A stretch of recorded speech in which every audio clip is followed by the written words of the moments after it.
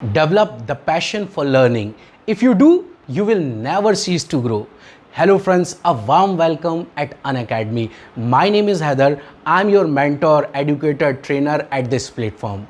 I've been teaching since 2002. I have trained thousands of students, teachers and professionals so far. So friends, whatever the knowledge that I have gained by understanding the basic problems of students, by solving their different doubts, that I am going to share with you all during my lectures. You will find that my lectures are not monotonous. Moreover, they are practical and related to real world. And I assure you, you will enjoy each and every session of my live lectures. Unacademy provides you a wide range of subscription plan from 1 month to 24 months. If you opt a 1 month program, then that costs you 5,000 rupees. If you go for 3 months, that will be of 12,500, and for 6 months it will be of 20,000, and 1 year program is of 25,000. If someone asks to me, sir, according to you, which subscription plan is best? अगर कोई मुझसे पूछे तो मैं कहता हूँ कि 1 year program is best for all the students. But if a student is in a final year, then he can opt for 24-month program. That means 2-year program. If he or she want to crack its GATE or ESE in his first attempt, then 2-year program is really very much beneficial for them. So friends, ये थी बात subscription के बारे में. जी हाँ, अब आप सोच रहे होंगे कि सर आप यहाँ पर क्या पढ़ाने वाले हैं और क्या करने वाले हैं. तो बेटा मैं आपको क्लियर करूं कि मैं यहाँ पर 4-5 सब्जेक्ट पढ़ाने वाला हूं, और जिनमें से सबसे पहले शुरुआत करूंगा मैं ESE इंजीनियरिंग सर्विसेज एग्जामिनेशन का जो प्री एग्ज़ाम होता है फर्स्ट पेपर, उसमें जो GS वाला पार्ट है उसके अंदर 10 सब्जेक्ट हैं. उसमें से एक सब्जेक्ट है, जी हाँ आप जानते होंगे, वो एक सब्जेक्ट है जिसका नाम है general principle of design, drawing and importance of safety. एक सब्जेक्ट GS पेपर 1 का मैं ये पढ़ाऊंगा. दूसरा सब्जेक्ट जो मैं अभी शुरुआत करने वाला हूं यहां पर, वो बहुत इंपॉर्टेंट सब्जेक्ट है, एक टेक्निकल टॉपिक है जिसका नाम है स्ट्रेंथ ऑफ मटेरियल, जिसको सॉलिड मैकेनिक्स भी कहा जाता है और भी कई नामों से इसको पुकारा जाता है. ये 2 सब्जेक्ट के बारे में अभी मैं आपसे बात करूं. बाकी 4 से 5 सब्जेक्ट मैं यहां पर पढ़ाने वाला हूं, आपको ट्रेन करने वाला हूं. तो फ्रेंड्स, सबसे पहले बात करते हैं हम GS के इस टॉपिक के बारे में जिसका नाम है general principle of design, drawing and importance of safety. ये टॉपिक 3 पार्ट में डिवाइड है, that is design, drawing and importance of safety. GS में इसको ऐड तो किया गया है, लेकिन यकीन करिए बेटा ये टेक्निकल सब्जेक्ट है. कैसे है ये आपको कोर्स के दौरान पता चलेगा. तो अभी जो हम बात करने जा रहे हैं इन लेक्चर्स में, मैं आपको कंटेंट का, टॉपिक का इंट्रोडक्शन देने वाला हूं. क्या करना है, क्या नहीं पढ़ना है, किस टॉपिक के अंदर क्या क्या चीज़ें हैं, ये सारी जानकारी आपको मिलेगी. तो मैंने इनको 3 पार्ट्स में कंप्लीट करने का फैसला किया है. जैसे पार्ट नंबर 1 में हम ड्राइंग की बात करेंगे, 2 और 3 में हम डिज़ाइन और सेफ्टी के बारे में बात करेंगे. अभी जो बात करने जा रहे हैं वो हम ड्राइंग के बारे में बात कर रहे हैं. अब यहां पर बहुत ध्यान से आप चीजों को सुनिएगा, आपको पूरे सिलेबस के बारे में जानकारी होगी. जैसा कि आपने देखा 2017 में यूपीएससी ने GS में कुछ चेंज करा और कोई नए 10 सब्जेक्ट ऐड करे. उन 10 सब्जेक्ट में एक सब्जेक्ट ये था. 2017 के एग्जाम में 2016 से पढ़ना शुरू कर दिया था बच्चों ने. मिड में पता चला था, करीब 6 महीने पहले बच्चों को पता चला था 2016 में, और 2017 पहला पेपर था. 2017 में जब पहला पेपर हुआ तो 9 question were asked only for drawing, from drawing, and 5 question from design and 3 question from safety. तो 9 + 5 + 3 that will be equal to 17 question. और यूपीएससी ने साफ साफ मेंशन करा था कि 5% से लेकर 15% तक हर 10 टॉपिक का वेटेज रहेगा. लेकिन ये वेटेज उस हिसाब से कुछ ज़्यादा हो गया, पर अगली बार थोड़ा सा कम हो गया, फिर उसके बाद बढ़ गया, फिर थोड़ा सा बढ़ गया. तो ये कम ज़्यादा चलता रहेगा, आप बिल्कुल प्रिडिक्ट नहीं कर सकते. तो जो 9 क्वेश्चन ड्राइंग के पूछे गए थे, आप यकीन करिए मैंने पहली बार 2017 में इसको ES के लिए जब पढ़ा है, क्योंकि पहली बार ही वो आया था यहाँ पर, पढ़ा मैं 2002 से रहा हूँ. तो मैंने आपसे बात करी बेटा कि 9 क्वेश्चन जो पूछे गए थे उसमें से 8 क्वेश्चन डायरेक्टली मेरे क्लास नोट से आए थे. जो एक क्वेश्चन क्लास नोट से कवर नहीं था वो मेरी क्वेश्चन वो मेरी एक बुक का था, किताब का था। उसमें और भी क्वेश्चन थे, बाकी 8 क्वेश्चन भी थे, लेकिन वो एक पर्टिकुलर क्वेश्चन जो मैं क्लास में कवर नहीं कर पाया था वो भी मेरी किताब के अंदर वहां पर कवर था, जिसके बारे में मैं आपसे कोर्स के दौरान जरूर बात करूंगा। तो अभी हम बात करने वाले हैं डिजाइन, ड्राइंग एंड सेफ्टी में से ड्राइंग के बारे में। अब इस ड्राइंग की बात करूं तो एक्चुअली ड्राइंग को मैंने 3 पार्ट्स में डिवाइड करा है। 3 शब्दों में बोलता हूं, that is drawing, logic and concept. मैंने बोला 3 पार्ट्स में मैंने ड्राइंग को डिवाइड कर दिया, ड्राइंग, लॉजिक एंड कंसेप्ट। अगर आप फर्स्ट ईयर में हैं, अगर आप फर्स्ट ईयर में होते और आप ड्राइंग का पेपर दे रहे होते तो बेटा वहां पर ड्राइंग, लॉजिक, कंसेप्ट तीनों इंपॉर्टेंट है। वहां पर आपको ड्राइंग भी करनी है, लॉजिक और कंसेप्ट भी समझने हैं। लेकिन अगर यहां पर बात करूं तो यहां पर आपको ड्राइंग नहीं करना है, हमको खेलना है सिर्फ लॉजिक और कंसेप्ट पर। लेकिन ये लॉजिक और कंसेप्ट किसके बेस होना चाहिए? ड्राइंग पर बेस्ड होना चाहिए। और बहुत बेसिक से लेकर एडवांस तक सारी बातें आपको मालूम होना चाहिए। मैं सब कुछ कवर करूंगा, मेरा टैग ही हमेशा रहता है फ्रॉम बेसिक टू एडवांस। मतलब एक बच्चा जिसको कुछ नहीं आता उसके लिए बहुत ज़्यादा फायदेमंद होते हैं मेरे लेक्चर। तो बेटा अब हम बात करने वाले टॉपिक की। तो मैंने अभी अभी आपसे कहा ड्राइंग को 3 पार्ट में डिवाइड करा है, ड्राइंग, लॉजिक एंड कंसेप्ट। यहाँ ड्रॉ नहीं करना है, इंस्ट्रूमेंट्स नहीं चाहिए, लेकिन हम ड्रॉ करेंगे, रफली ड्रॉ करेंगे for support of some concepts and questions. आइए अब कंटेंट की बात करते हैं। एक बड़ा प्यारा सिलेबस मैंने डिज़ाइन करा और उस सिलेबस को डिज़ाइन करने के बाद 2017 के बाद फिर पूरे इंडिया में, पूरे हिंदुस्तान में हर जगह वो फॉलो हुआ। बहुत सी बुक्स उस सिलेबस पर लेकर लिखी गई। तो आइए देखते हैं वो क्या सिलेबस है जो मैंने बनाया था। तो सुनिए बेटा, इस सिलेबस को भी मैंने 3 पार्ट्स में डिवाइड कर दिया है। जी पता नहीं क्या ये 3-3 का चक्कर है, 3 डिज़ाइन, ड्राइंग एंड सेफ्टी, फिर ड्राइंग को भी मैं 3 तरीके से बात कर रहा हूँ, ड्राइंग, लॉजिक एंड कंसेप्ट, फिर सिलेबस को भी 3 पार्ट में मैंने डिवाइड कर दिया है। तो खैर पता नहीं। तो क्या है सिलेबस, आइए इसके बारे में बात करते हैं। तो सबसे पहले हम जो बात करेंगे दैट इज इंट्रोडक्शन। इंट्रोडक्शन में आपको बताया जाएगा कि what is the importance of technical drawing and what is the need of drawing in engineering. तो पहले इंट्रोडक्शन, फिर इंट्रोडक्शन के बाद अगर हम बात करें तो इंट्रोडक्शन के बाद हमारा जो टॉपिक आएगा सेकंड नंबर पर, उसके अंदर 4 टॉपिक हैं। और वो 4 टॉपिक क्या हैं बेटा? वो 4 टॉपिक हैं lines, lettering, dimensioning and convention.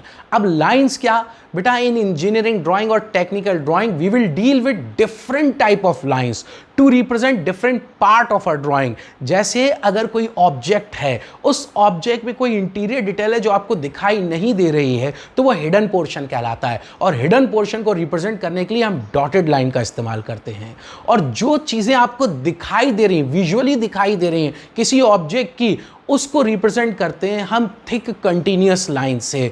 ठीक इसी तरह अगर कोई इमेजिनरी पार्ट है, कोई सेंटर लाइन है, कोई एक्सिस है, कोई बॉडी किसी एक्सिस के अबाउट सिमेट्रिक है, तो हम उसको रिप्रेजेंट करते हैं सेंटर लाइन की मदद से या चेन लाइन की मदद से। तो ये सारी चीज़ें, ये सारी बातें बहुत ज़्यादा इंपॉर्टेंट हैं। डिफरेंट टाइप्स ऑफ लाइन्स हैं, जैसे कि मैंने आपसे कहा, उन सब की अलग अलग एप्लीकेशन है जिनके बारे में हमें मालूम होना चाहिए। मतलब उस लाइन का नाम मालूम होना चाहिए, उसकी एप्लीकेशन मालूम होना चाहिए। सेकंड टॉपिक जिसको मैं कह रहा हूं लेटरिंग। अब लेटरिंग क्या है बेटा? जो भी कुछ आप ड्राइंग के अंदर लिखते हो, जैसे टाइटल ब्लॉक हो गया, ड्राइंग के बारे में डायमेंशनिंग हो गई, ड्राइंग के बारे में आप नोट्स लिखते, जो भी कुछ लिखने का काम होता है उसको लेटरिंग कहा जाता है। अब लेटरिंग का एक स्टैंडर्ड है, ब्यूरो ऑफ इंडियन स्टैंडर्ड के हिसाब से एक स्टैंडर्ड है। उस स्टैंडर्ड को फॉलो कर कर हम लेटरिंग करते हैं। यहाँ पर अपर केस लेटर कैसे लिखे जाते हैं, लोअर केस लेटर कैसे लिखे जाते हैं, सर्टन रूल्स आर देयर कि अगर एक लेटर की हाइट इतनी होगी तो अगले लेटर के बीच का गैप कितना होना चाहिए। ये सब कुछ लेटरिंग के अंदर समझाया गया है, जिसको हम यहां कवर करेंगे। फिर इसके बाद बात करेंगे डायमेंशनिंग की। अब डायमेंशनिंग क्या बेटा? डायमेंशनिंग आपको बताता है किसी भी ड्राइंग की ज्योमेट्रिक कैरेक्टरिस्टिक के बारे में। ज्योमेट्रिक कैरेक्टरिस्टिक दैट मींस उसकी लेंथ क्या होगी, ब्रेथ क्या होगी, हाइट क्या होगा, रेडियस अगर है तो कितना होगा, डायमीटर कितना होगा, चैम्फर एंगल, अगर चैम्फर एंगल की बात कर रहे हैं तो वो क्या है, चैम्फर रेडियस क्या होगा। इतना ही नहीं, हम टॉलरेंस, सरफेस फिनिश और भी चीज़ों के बारे में हम यहीं पर डायमेंशनिंग के अंदर बात करते हैं। डायमेंशनिंग को बेसिकली 2 पार्ट्स में डिवाइड किया गया है। एक को कहा गया अलाइन सिस्टम, दूसरे को कहा गया यूनिडायरेक्शनल सिस्टम। ये क्या है सर? ये सब हम कोर्स के दौरान बात करेंगे। तो मैंने 2 टॉपिक के बारे में आपको अभी बताया, lines, lettering and dimensioning, 3 topic के बारे में। लास्ट टॉपिक है जिसका नाम है कन्वेंशन। लास्ट मतलब दूसरे टॉपिक के अंदर 4 टॉपिक थे, lines, lettering, dimensioning and convention. अब उसका चौथा जो टॉपिक है that is called convention. Convention को 2 पार्ट में डिवाइड किया गया है। एक है आपके पास मटेरियल कन्वेंशन, एक है आपके पास पार्ट्स कन्वेंशन। मैंने पार्ट्स कन्वेंशन को सिलेबस में नहीं रखा है, मैंने मटेरियल कन्वेंशन को सिलेबस में रखा है। अब पार्ट्स कन्वेंशन क्या बेटा, मैकेनिकल पार्ट्स अलग हो सकते हैं, सिविल के लिए पार्ट्स अलग, इलेक्ट्रिकल इलेक्ट्रॉनिक्स के लिए पार्ट्स अलग हो सकते हैं। आप सोच सकते हैं सर इलेक्ट्रिकल इलेक्ट्रॉनिक्स में भी ड्राइंग? हाँ बेटा जी, ड्राइंग को ही कहा जाता है यूनिवर्सल लैंग्वेज ऑफ इंजीनियर्स। मतलब इंजीनियरिंग की किसी भी स्ट्रीम की अगर बात करें, इवन जी हाँ कंप्यूटर साइंस की भी अगर आप बात करें, किसी भी स्ट्रीम की, तो वहाँ पर कहीं ना कहीं कुछ ना कुछ हिस्सा ड्राइंग का होता है। इलेक्ट्रिकल, इलेक्ट्रॉनिक्स, मैकेनिकल, सिविल में तो बहुत ज़्यादा पार्ट है। और जैसा कि बच्चे सोचते हैं कि मैकेनिकल में बहुत ज़्यादा ड्राइंग का काम है, नहीं बेटा, सिर्फ मैकेनिकल में नहीं, मैकेनिकल, सिविल, इवन इलेक्ट्रिकल में भी बहुत ज़्यादा ड्राइंग का इस्तेमाल है। तो खैर अभी मैंने बात करी आपसे मटेरियल कन्वेंशन और पार्ट्स कन्वेंशन। तो पार्ट्स कन्वेंशन हमारे सिलेबस में नहीं है। क्यों नहीं रखा मैंने इसे? क्योंकि बेटा पार्ट्स डिफरेंट हो सकते हैं डिफरेंट स्ट्रीम के लिए, मैकेनिकल, सिविल, इलेक्ट्रिकल, इलेक्ट्रॉनिक्स के लिए, but the paper is common to all. तो यहां पर हम वो बात करेंगे जो कॉमन होगी। तो मटेरियल कन्वेंशन, मटेरियल सभी पढ़ते हैं। जैसे मटेरियल का मतलब जैसे कास्ट आयरन हो गया, स्टील हो गया, एल्यूमिनियम होगा, इसका कन्वेंशन कैसा होता है, या फिर अगर देखूं तो ग्लास का कन्वेंशन कैसा होगा, या फिर मैं बात करूं वुड का कन्वेंशन। अब वुड में भी 2 चीजें होती हैं, अक्रॉस द ग्रेन और अलोंग द ग्रेन, इनके कन्वेंशन अलग अलग होते हैं। आपको मालूम होना चाहिए, पिक्चर देखकर समझ में आना चाहिए कि ये कन्वेंशन किस चीज का है। सर इस पे ऑब्जेक्टिव फ्रेम हो सकते हैं, बहुत अच्छे ऑब्जेक्टिव फ्रेम हो सकते हैं। हो सकता है आपसे पूछे choose from the following which one is the correct symbol convention of would across the grain, और आपको 4 कन्वेंशन बनाकर दे दे, या फिर आपको कन्वेंशन बनाकर दे दे वुड अक्रॉस द ग्रेन का या अलोंग द ग्रेन का, और वो पूछे choose from the following the correct name of the symbol या ऑफ द कन्वेंशन। इस तरह के क्वेश्चन आपसे पूछा जा सकता है। तो दूसरा पार्ट कंप्लीट हुआ। अब हम बात करते हैं तीसरी चीज में, तीसरा टॉपिक। तो तीसरा टॉपिक हमारे पास यहां पर जो आता है वो है स्केल्स। जी हाँ friends, scales plays an important role in drawing. अब आप जैसा कि इंजीनियरिंग कर चुके हैं, आ चुके हैं, अब स्केल्स के बारे में मुझे नहीं बताना कि वो 12th 11th जो स्केल लाइन खींचने के लिए इस्तेमाल करते थे उसमें और इसमें कुछ फ़र्क है। आप जानते हैं यहाँ पर हम क्या करेंगे बेटा, यहाँ पर बहुत इंपॉर्टेंट चीज़ है। स्केल में ये सीखा जाएगा कि हाउ टू रिड्यूस और how to enlarge the size of the object. और बहुत इंपॉर्टेंट चीज़ है कि रिड्यूस और इनलार्ज तो करना है, लेकिन without changing its shape, that means without manipulating the shape. तो बेटा यही चीज़ हम सीखेंगे कहाँ पर, स्केल्स के अंदर। कोई बहुत बड़ा ऑब्जेक्ट है, उसकी ड्राइंग बनानी है, मशीन पार्ट्स हैं, कुछ भी है, हैवी मशीन्स हैं, या फिर एक बिल्डिंग है उसकी ड्राइंग बनानी है आपको, तो हम उसके साइज़ को रिड्यूस कर कर बनाएंगे। या फिर कोई बहुत छोटे पार्ट है, जैसे आपकी वॉच में लगे, रिस्ट वॉच में लगे हुए पार्ट्स, आजकल तो आप देखिए कि नैनो पार्ट्स बन रहे हैं, नैनो टेक्नोलॉजी का इस्तेमाल। तो इतने छोटे छोटे पार्ट्स जो हैं वो भी कहीं मैन्युफैक्चर हो रहे होंगे, किसी तरीके से हो रहे होंगे, उनको समझने के लिए ड्राइंग बनाई जा रही होगी, तो इनलार्ज कर कर बनाई जा रही होगी। तो ये है स्केल का काम कि कैसे रिड्यूस किया जाएगा, कैसे इनलार्ज किया जाएगा बिना शेप में चेंज लाए। डिफरेंट टाइप ऑफ स्केल्स क्या होंगे, हम इसको डिस्कस करेंगे इस टॉपिक में। Now the next topic here is after scale, that is called conic section. जी हाँ friends, it is that topic which is also studied in mathematics also, and it is one of the ancient topic of mathematics, that is Pythagoras theorem and conic section, they both are the ancient topic।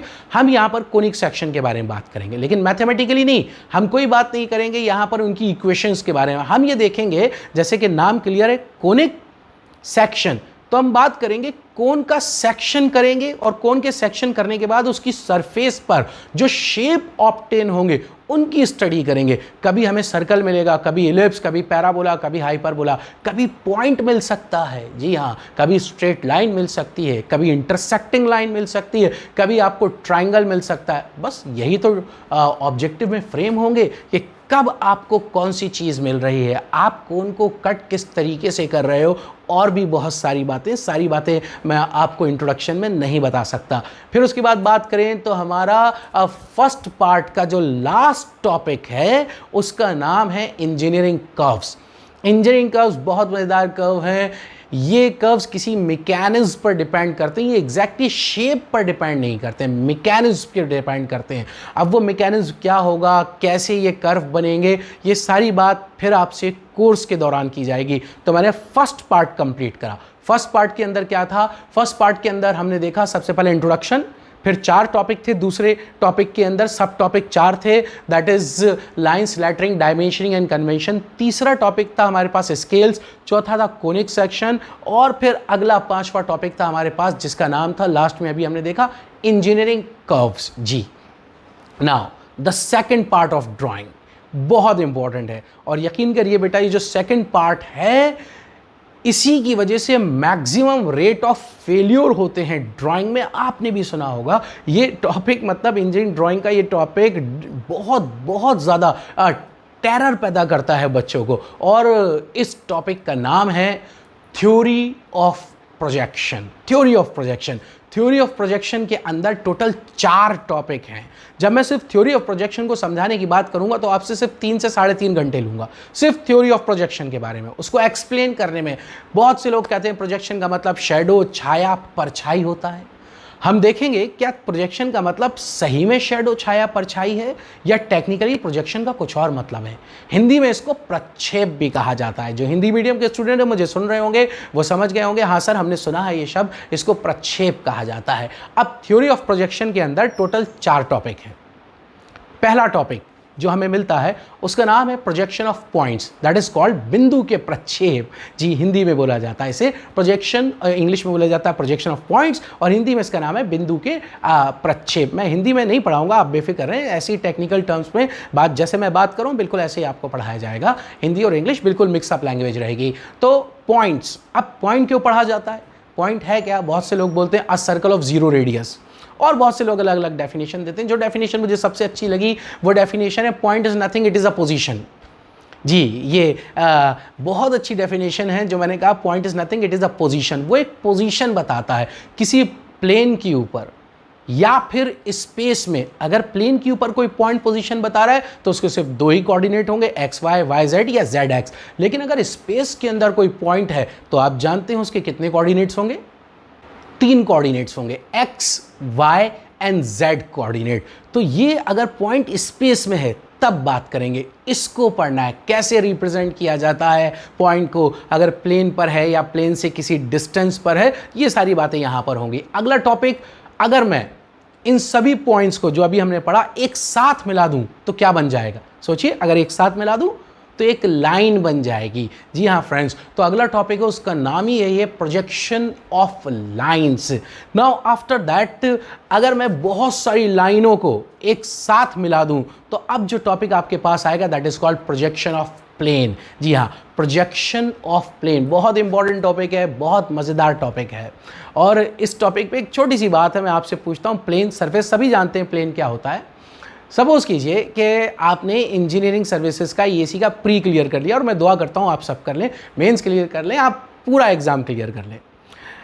तो आपने pre clear कर लिया, mains clear कर लिया, आप interview के लिए गए। अब जब आप इंटरव्यू में गए तो हो सकता है पैनल में कोई एक ऐसा बंदा बैठा हुआ है जो ड्राइंग का महारथी हो, जिसने ड्राइंग पे बहुत काम किया हो टेक्निकली। तो हो सकता है वो आपसे कुछ ड्राइंग से रिलेटेड क्वेश्चन पूछे। तो एक बड़ा मज़ेदार क्वेश्चन है जो मुझे लगता है कि अगर मैं वहाँ होता तो मैं बच्चे से ज़रूर पूछता, और मैं ये पूछता कि बेटा ये बताओ कि आप ड्राइंग पढ़कर आए हो, आपने प्री क्वालिफाई कर लिया, सब कर लिया, और एक इंजीनियर की ड्राइंग तो अच्छी होना ही चाहिए। तो ये बताओ, एक टॉपिक है प्रोजेक्शन ऑफ प्लेन। प्लेन के अंदर मैं आपसे पूछता हूँ, प्लेन या सरफेस, क्या कोई प्लेन 3 डायमेंशनल हो सकता है? क्या कोई सरफेस 3 डायमेंशनल हो सकती है? जी, सवाल को फिर से सुन लीजिए, क्या कोई प्लेन 3 डायमेंशनल हो सकता है? क्या कोई सरफेस 3 डायमेंशनल हो सकती है? 2 अलग अलग सवाल है। क्या कोई प्लेन 3 डायमेंशनल हो सकता है? क्या कोई सरफेस 3 डायमेंशनल हो सकती है? कंफ्यूज्ड? मे भी बच्चे सोचे सर प्लेन सरफेस एक ही बात है। बेटा वीडियो पॉज करिए, थोड़ा सोचिए, और वीडियो पॉज नहीं करिए, अब आप इंतज़ार करिए मेरे कोर्स का, मैं इसका जवाब आपको वहीं दूंगा। तब तक अगर आपके जवाब आ रहे हैं तो वेरी गुड, बहुत अच्छी बात है। तो आइए, अब अगला टॉपिक क्या है?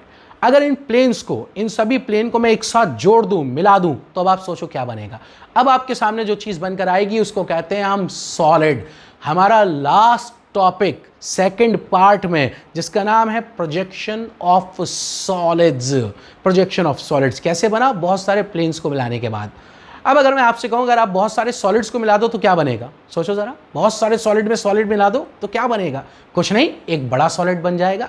तो हमारे टॉपिक्स यहाँ कंप्लीट हो चुके हैं। हमने स्टार्ट कहाँ से करा? पॉइंट से। खत्म कहाँ करा? सॉलिड पे। करना क्या है आपको ड्राइंग में? ड्राइंग में आपको ऑब्जेक्ट की ही ड्राइंग बनानी है ना, ऑब्जेक्ट की। और किसी भी ऑब्जेक्ट की, किसी भी ज्योमेट्रिक शेप की अगर हम बात करें तो उसके मैक्सिमम कितने डायमेंशन हो सकते हैं?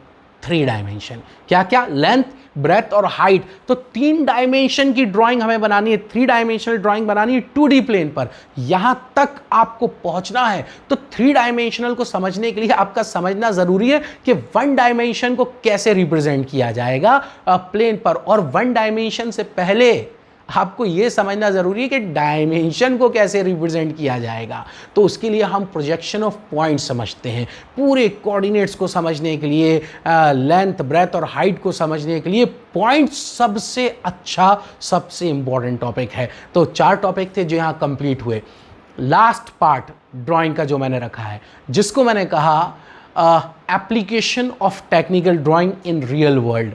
इसके अंदर टोटल मेरे पास 4-5 टॉपिक हैं। और वो टॉपिक्स क्या हैं? आइए पहले टॉपिक से स्टार्ट करते हैं, जिसका नाम है सेक्शन ऑफ सॉलिड्स। जी हाँ friends, section of solids. Section का जैसे ही नाम आए तो बच्चा सोचता है और लोग कहते हैं और जानते हैं section means interior detail. Yes, you are absolutely correct. Section का मतलब ही है इंटीरियर डिटेल को रिवील करना, इंटीरियर डिटेल के बारे में जानकारी हासिल करना। इंटीरियर डिटेल मतलब किसी भी ऑब्जेक्ट का अंदरूनी हिस्सा जो हमें दिखाई नहीं दे रहा है, हम उसको कट कर कर उसकी इंटीरियर डिटेल का पता लगा सकते हैं। अब किसी ऑब्जेक्ट को बनाने के बाद उसको कट नहीं किया जाता है, उसको बनाने से पहले उसकी ड्राइंग बनाई जाती है। उस ड्राइंग के अंदर उसकी इंटीरियर डिटेल का जिक्र होता है।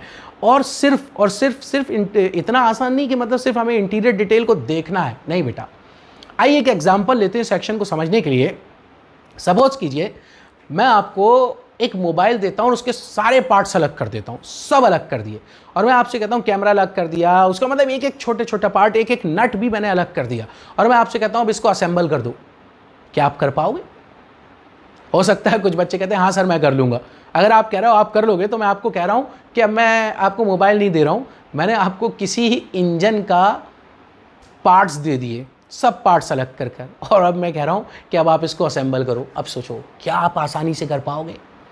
The answer is no sir, it is quite difficult. या फिर सर हम इसको असेंबल कर ही नहीं पाएंगे अनटिल अनलेस हमने इससे पहले इसकी बहुत प्रैक्टिस ना की हो। तो बेटा ठीक इसी तरह, इसीलिए हम सेक्शन को समझते हैं। सेक्शन के अंदर हम पता लगाते हैं कि कौन सा पार्ट एग्जैक्टली किस जगह जाकर असेंबल हुआ। मतलब आप सोचिए कि अगर एक मोबाइल है, अगर मैं उस मोबाइल को कट कर दूं 20 से और 2 फ्लैप, 2 टुकड़े आपके सामने कर दूं, तो अब आपको एक एक इंटीरियर डिटेल दिखाई देगी। आपको पता चलेगा कि कौन सा पार्ट एग्जैक्टली कहां जाकर असेंबल हुआ है। तो ये जो ड्राइंग है आपके पास, ये सेक्शनल ड्राइंग है, पर मदद के लिए कर रही है असेंबली बनाने में किसी भी चीज की। उम्मीद करता हूं कि आपको सेक्शन का रियल वर्ल्ड यूज समझ में आ गया होगा।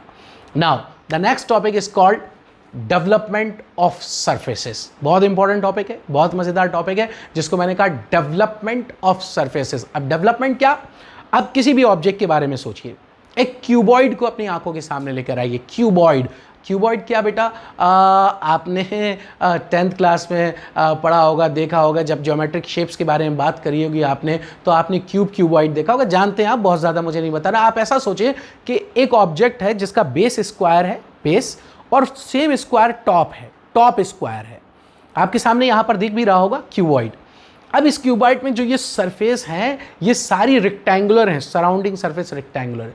सपोज करो ये थिन शीट का बना है, थिन मेटल की शीट का बना है। और या फिर ये सपोज करो कि आपको ऐसा क्यूबॉइड बनाना है कार्डबोर्ड से। कार्डबोर्ड समझ रहे हो ना आप? गत्ते का क्यूबॉइड बनाना है। तो जो कार्डबोर्ड होगा उसके ऊपर पहले आपको कोई शेप बनाना पड़ेगा, फिर उस शेप की कटिंग करोगे, फिर उसको फोल्ड करोगे, मोल्ड करोगे और फिर आपको स्टिक कर दोगे, चिपका दोगे और आपके पास ऐसा क्यूबॉइड बनकर आ जाएगा। आप बना सकते हो ना आसानी से? जी हाँ, बहुत आसानी से बना सकते हो। पर ये बताओ, उस कार्डबोर्ड के ऊपर जो पहला शेप बनाओगे, जिसकी कटिंग करनी होगी, वो शेप कैसा होगा? जी सोचिए जरा और देखिए, क्या आपको लगता है वो शेप कुछ ऐसा होगा? अगर आपको लगता है हाँ ऐसा होगा, तो इसको चारों तरफ से कट करूं, कट करने के बाद फोल्ड करूं, तो हमारा ये क्यूबॉइड जिस शेप की मैंने बात करी, वो बॉक्स जिसका बेस स्क्वायर, टॉप स्क्वायर, बिल्कुल वैसा ऑब्जेक्ट आपके सामने बनकर आ जाएगा। तो जो कार्डबोर्ड पर मैंने शेप बनाया है, उस शेप को मैं इस बॉक्स का डेवलपमेंट कहूंगा। ये है डेवलपमेंट। मतलब अगर किसी भी ऑब्जेक्ट की पूरी सरफेस को खोल दिया जाए, तो वो सरफेस उस ऑब्जेक्ट का डेवलपमेंट कहलाती है। रियल वर्ल्ड एग्जाम्पल बेटा, सुबह से लेकर रात तक आपकी आंखों के सामने बहुत एग्जाम्पल होते हैं डेवलपमेंट के। जैसे फॉर एग्जाम्पल, आपकी गाड़ी का फ्यूल टैंक, आसमान में उड़ता हुआ एरोप्लेन, मेटल की थिन शीट से बनी हुई है बॉडी, कोई भी चीज। द बेस्ट एग्जांपल अगर आप देखें तो मैं कहूंगा एसी डक्ट्स, जो एसी के जो डक्ट होते हैं वो पूरे मेटल की शीट के बने हैं। उनको वैसा शेप देने के लिए आपको पहले फ्लैट सरफेस पर कोई शेप बनाकर उसकी कटिंग करनी पड़ेगी। यहां पर इस्तेमाल कर रहे हैं हम डेवलपमेंट ऑफ सरफेसेस का। तो अगर कोई मुझसे पूछे डेवलपमेंट का इस्तेमाल कहां किया गया, तो मैं क्या कहूंगा, डेवलपमेंट का इस्तेमाल किया गया शीट मेटल वर्क में। यह भी एक ऑब्जेक्टिव फ्रेम हो सकता है बेटा। The for sheet metal work which topic is studied for sheet metal work, section, intersection, development या फिर कोई दूसरा टॉपिक। तो बहुत अच्छे क्वेश्चन फ्रेम हो सकते हैं। और डेवलपमेंट पे 2017 में 2-3 क्वेश्चन पूछे गए थे, बहुत अच्छे क्वेश्चन पूछे गए थे। मतलब इस टॉपिक के अंदर इतना ही नहीं बेटा, बहुत कुछ है। ये तो सिर्फ ओवरव्यू दे रहा हूं मैं आपको, सिर्फ ये बता रहा हूं कि है क्या टॉपिक, करना क्या है। नाउ डेवलपमेंट के बाद बात करें तो अगला टॉपिक है हमारे पास इंटरसेक्शन ऑफ सर्फेसेस या इंटरपेनिट्रेशन ऑफ सर्फेसेस या इंटरसेक्शन ऑफ सॉलिड्स। स्पेशली ये टॉपिक पाइपलाइन इंजीनियरिंग में पढ़ा जाता है। बहुत इंपॉर्टेंट टॉपिक है। हम इंजीनियरिंग में टेक्निकल ड्राइंग में इसको पढ़ते हैं। अब इंटरसेक्शन क्या? इंटरसेक्शन मतलब दो बॉडी को इंटरसेक्ट कराना। अब सर इंटरसेक्ट क्यों करा रहे हो? हम इंटरसेक्ट कराते हैं किसी भी दो पाइप्स को, और हम इंटरसेक्ट करा रहे हैं ताकि हम एक जॉइंट बना सकें। सपोज करिए कोई फ्लूइड आपको फ्लो कराना है और वो एक ब्रांच में नहीं, एक साथ वो 4-6 ब्रांच में अलग अलग जा रहा है, तो इसका मतलब आपको जॉइंट्स लगाने पड़ेंगे। जब आप जॉइंट लगाओगे तो वो जॉइंट कैसा होना चाहिए, सोचो ज़रा। तो वो जॉइंट कैसा होना चाहिए? आपको कुछ फ्लो कराना है तो सबसे पहली चीज़ लीक प्रूफ होना चाहिए। दूसरी बात, स्ट्रांग होना चाहिए या नहीं? 100% स्ट्रांग होना चाहिए। मतलब वो जॉइंट लीक प्रूफ भी होना चाहिए, वो जॉइंट स्ट्रांगेस्ट भी होना चाहिए। जी, जॉइंट को लीक प्रूफ बनाना, स्ट्रांगेस्ट बनाना, इसमें मदद आपका कर रहा है ड्राइंग। और ड्राइंग का एक टॉपिक जिसका नाम है इंटरसेक्शन ऑफ सॉलिड्स। अब सोच सकते हैं सर, जॉइंट को स्ट्रांग बनाना है या लीक प्रूफ बनाना है, उसमें ड्राइंग कैसे मदद कर रहा है? एक एग्जाम्पल सामने देखिएगा। सपोज करिए मेरे पास एक सिलेंडर है और इस सिलेंडर के साथ एक दूसरा सिलेंडर मैं इंटरसेक्ट करा रहा हूँ। सिलेंडर एग्जांपल ले रहा हूँ, आप सोचिए पाइप है, ये बहुत बड़े पाइप का एक हिस्सा काट दिया है मैंने, सिलेंड्रिकल पाइप था। वो दो पाइप को ज्वाइंट करा रहा हूँ। जब दो पाइप ज्वाइंट कराऊंगा तो उनकी कॉमन सरफेस पे कोई शेप बनेगा। जैसे ये ऐसा परपेंडिकुलर दोनों इंटरसेक्ट कर गए तो इनकी कॉमन सरफेस पर कोई ना कोई शेप बनेगा। अब आप बिल्कुल बता सकते हो हाँ सर मुझे दिख गया, वो सर्कुलर या इलिप्टिकल मुझे बनेगा। क्या हमेशा ऐसा होगा? जैसे अगर एक सिलेंडर ऐसा और दूसरा सिलेंडर अगर ऐसा इंटरसेक्ट करे इंक्लाइन, तो क्या अभी भी वही शेप बनेगा जो अभी आपने सोचा था? हाँ, अब आप सोचोगे नहीं सर यहां तो कुछ चेंज होगा। हमें उस शेप के प्रॉपर डायमेंशन को समझना है, प्रॉपर कटिंग चाहिए। ये मदद कर रहा है हमारी इंटरसेक्शन। अगर हमें प्रॉपर शेप मिलेगा तभी तो हम उसको कट कर पाएंगे। अगर हमें शेप सही नहीं मिला और हमने अंदाजे से कट कर दिया तो हो सकता है कि दो बॉडी जब इंटरसेक्ट करें तो वो प्रॉपर मजबूत जॉइंट ना बना पाए। हमें उनको जोड़ने के लिए किसी थर्ड मटेरियल का इस्तेमाल करना पड़े जिससे जॉइंट की स्ट्रेंथ कमज़ोर हो जाए। स्ट्रेंथ, जी हाँ, बहुत इंपॉर्टेंट स्ट्रेंथ। ये स्ट्रेंथ ऑफ मटेरियल में हम जाएंगे तो कुछ चीज़ें पढ़ेंगे यहाँ पर ज़बरदस्त। पूरा topic he strength of material पे बात की जा रही है आपके कि कोई चीज़ कहीं जाकर फेल क्यों हो जाती है और इसके पीछे रीज़न क्या है क्या नहीं है, वो सारी चीज़ें हम स्ट्रेंथ ऑफ मटेरियल में पढ़ेंगे। और पूरा टॉपिक सोचिए आप डिज़ाइन किया गया है सिर्फ इसके लिए। बहुत बड़ा टॉपिक है, बहुत वास्ट टॉपिक है, ऐसे ही एकदम से याद आया तो मैंने आपसे यहाँ पर बात करी। तो खैर छोड़िए, भूल जाइए। अभी मैं बात कर रहा हूँ आपसे इंटरसेक्शन की। इंटरसेक्शन समझ में आया क्यों पढ़ा जा रहा है? क्यों, सोचिए ज़रा। इंटरसेक्शन पढ़ा जा रहा है to make the joint strongest and leak proof. This is the purpose behind the intersection. Sir कैसे होगा? अभी एग्जांपल दिया और हम ये टॉपिक के दौरान पढ़ेंगे। अब इंटरसेक्शन के बाद लास्ट 2 टॉपिक हैं, उन दोनों का नाम मैं आपसे एक साथ लूंगा। वो 2 टॉपिक हैं orthographic projection and isometric projection. अब ऑर्थोग्राफिक प्रोजेक्शन और आइसोमेट्रिक प्रोजेक्शन क्या? एक्चुअली ऑर्थोग्राफिक का ही पार्ट है आइसोमेट्रिक प्रोजेक्शन। जब आप थ्योरी ऑफ प्रोजेक्शन पढ़ेंगे तब मैं क्लासिफिकेशन करूंगा प्रोजेक्शन का। उस क्लासिफिकेशन में मैं आपको समझाऊंगा कि ऑर्थोग्राफिक के अंदर ही निकला हुआ पार्ट है आइसोमेट्रिक, और आइसोमेट्रिक भी किसी का पार्ट है। मतलब ऑर्थोग्राफिक से डायरेक्ट आइसोमेट्रिक नहीं आया, ऑर्थोग्राफिक के अंदर एक पार्ट है जिसका नाम है एक्सिनोमेट्रिक प्रोजेक्शन। उस एक्सिनोमेट्रिक में 3 प्रोजेक्शन है, आइसोमेट्रिक, डायमेट्रिक, ट्राइमेट्रिक, उसका एक पार्ट है आइसोमेट्रिक। अब यहां पर करना क्या है, यहां पर हमें एक 2 डायमेंशनल ड्राइंग दी रहेगी, उस 2 डायमेंशनल ड्राइंग को 3D में कन्वर्ट करना होगा। जब 2D ड्राइंग को 3D में कन्वर्ट करते हैं तो हम उसको कहते हैं conversion of isometric projection from the given 2 dimensional drawing, या 2D ड्राइंग या ऑर्थोग्राफिक प्रोजेक्शन। ठीक इसका उल्टा भी करना होता है। उल्टा क्या, अपोजिट क्या? हमें 3D ड्राइंग दी है, उस 3D ड्राइंग से 2D में कन्वर्ट करना है, तो इसको हम कहते हैं conversion of 2D drawing from the given isometric drawing, या conversion of orthographic projection from the given isometric projection. अब यहां पर बहुत से लोग इस टॉपिक की वजह से कंफ्यूज हैं और कहते हैं कि ऑर्थोग्राफिक का मतलब 2D ड्राइंग होता है। द आंसर इज नो, किसी भी कीमत पर नहीं। ऑर्थो का मतलब 2D नहीं होता, सिर्फ 2D नहीं होता, सॉरी मैं कह रहा हूं सिर्फ 2D नहीं होता, ऑर्थो के अंदर 3D ड्राइंग भी है। ऑर्थो का मतलब क्या है? ऑर्थो का मतलब होता है 90 डिग्री टू समथिंग। अब यहां पर 90 डिग्री किस चीज के बारे में बात कर रहे हैं?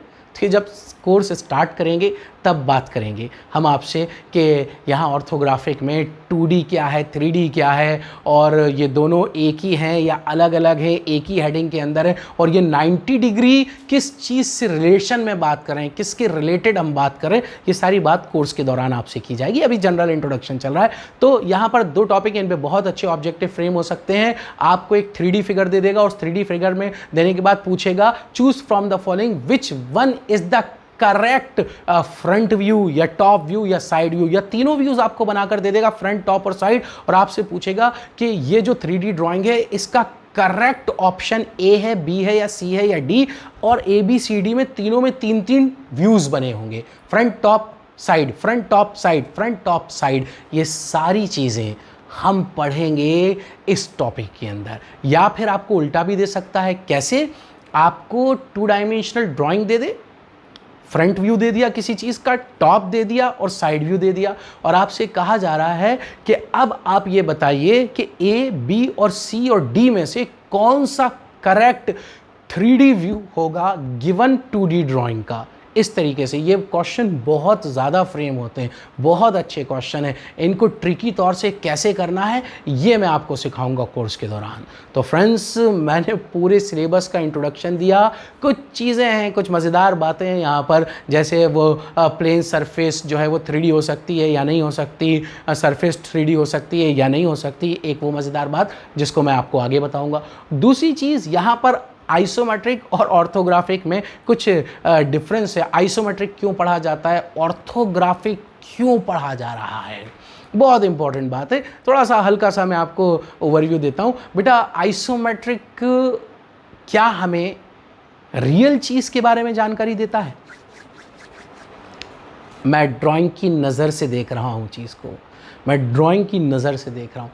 आइसोमेट्रिक ऑब्जेक्ट रियल वर्ल्ड में कैसा दिखाई देगा इसकी जानकारी देता है, पर आइसोमेट्रिक हमें ट्रू शेप या ट्रू डायमेंशन के बारे में जानकारी नहीं देता। आई रिपीट, आइसोमेट्रिक सिर्फ और सिर्फ हमें एक ओवरव्यू देता है कि एक ऑब्जेक्ट कास्ट होने के बाद, बनने के बाद 3D में दिखाई कैसा देगा, कैसा नजर आएगा। लेकिन उस 3D ड्राइंग में उस ऑब्जेक्ट की किसी भी सरफेस का ट्रू शेप हमें नहीं मिल सकता। ये सारी बातें करेंगे हम आपसे आगे कोर्स के दौरान। तो उम्मीद करता हूँ बेटा कि आपको सिलेबस समझ में आया होगा, सारी बातें क्लियर होंगी। और मैंने आपसे कहा कि बेटा अब इस सीरीज़ में अगला जो हम बात करेंगे वो डिज़ाइन और सेफ्टी का इंट्रोडक्शन कर कर कोई टॉपिक उठाएंगे और उस टॉपिक को आपको एक्सप्लेन करेंगे। जैसे मैंने इतने टॉपिक, कोनिक सेक्शन हो गया या स्किल, तो इनमें से कोई एक टॉपिक उठा लूँगा, उन टॉपिक को मैं इन लेक्चर के दौरान सीरीज़ में आपको एक्सप्लेन करूँगा, ऐसे ही डिज़ाइन में, ऐसे ही सेफ्टी में। लेकिन पूरा कोर्स अगर आपको चाहिए एक स्ट्रक्चर्ड फॉर्म में, स्ट्रक्चर फॉर्म मतलब बिल्कुल जैसे मैंने टॉपिक बताए डेट के साथ कि इस डेट को ये शुरू होगा, अगली डेट को ये होगा, फिर ये होगा, फिर आपको यहाँ पर वीकली क्विज मिलेंगे, आपको यहाँ पर वीकली डाउट क्लियरिंग सेशंस मिलेंगे, मतलब हर वीक आपकी क्विज होंगे, हर क्विज मतलब वही क्वेश्चंस जो हम करेंगे, और आपके डाउट क्लियरिंग सेशन होंगे हर वीक। ये सिर्फ और सिर्फ आपको पेड कोर्स में मिलेगा, मतलब जब आप सब्सक्रिप्शन लेंगे। तो if you are serious about GATE और ईएससी तो मेरी रिक्वेस्ट है, गो फॉर 1 ईयर सब्सक्रिप्शन, और प्लीज़ मेरा कोड इस्तेमाल करना ना भूलें, हैदर ईडी, जिससे आपको 10% डिस्काउंट मिलेगा। और मैं आपसे कहूँगा बेटा कि गो फॉर ईयरली सब्सक्रिप्शन। उम्मीद करता हूँ आप सभी बच्चों को कोर्स की जानकारी हो गई होगी, मैं क्या करने वाला हूँ ये पता चल गया होगा। और एक इम्पॉर्टेंट चीज़ बताना भूल गया, वैसे तो जानते होंगे आप सभी लोग, वो ये कि बेटा मैं डिजिटली बहुत टाइम से एक्टिव हूँ। मतलब मैं यहाँ पहली बार नहीं आया हूँ, अनअकैडमी पे पहली बार आया हूँ, लेकिन डिजिटली बहुत टाइम से एक्टिव हूँ। मेरा यूट्यूब चैनल है हैदर्स टेक्निकल ड्राइंग एकेडमी, वहाँ पर करीब 76,000 सब्सक्राइबर अभी हैं, आप लोग जानते भी होंगे। और प्लीज़ आप लोग भी उस चैनल को सब्सक्राइब करिए, लाइक करिए, शेयर कीजिए, और इस चैनल को भी अपने दोस्तों जहाँ मैं पढ़ा रहा हूँ अभी, इस चैनल को भी लाइक शेयर सब्सक्राइब करिए, क्योंकि यहाँ पर बेटा बहुत से टॉपिक आपको फ्री में मिल जाएंगे। और आप बेल का आइकॉन नोटिफिकेशन ज़रूर दबाएं, ताकि कोई भी टॉपिक अगर अपलोड होता है तो आप तक नोटिफिकेशन पहुंचे। मैं आपसे कहूँगा कि आप अपने गेट और ईएससी के दौरान इस अनअकैडमी के चैनल को सब्सक्राइब ज़रूर कीजिए, ज़रूर कीजिए। भले ही उसके बाद जब आपका एग्जाम से कोई ताल्लुक ना, आप अनसब्सक्राइब कर दें, कोई दिक्कत नहीं है, लेकिन इस दौरान जब आप प्रिपरेशन कर रहे हैं तो ज़रूर करें, क्योंकि बेटा इंडिया टॉप एजुकेटर इसी प्लेटफॉर्म पर आकर आपको कुछ टॉपिक्स पढ़ाएंगे, वो बिल्कुल फ्री ऑफ कॉस्ट होंगे। तो मैं चाहूँगा कि आप इस चैनल को सब्सक्राइब करें, नोटिफिकेशन का बटन दबाएं, ताकि आप तक नोटिफिकेशन पहुंच सके। उम्मीद करता हूं आपको सारी बातें समझ में आई होंगी, और मैं अब आप लोग का इंतज़ार करूंगा अपने प्लस कोर्स में, और बहुत जल्दी कोर्स लॉन्च होने वाला है। थैंक यू फ्रेंड्स, बहुत बहुत शुक्रिया, and stay safe and healthy.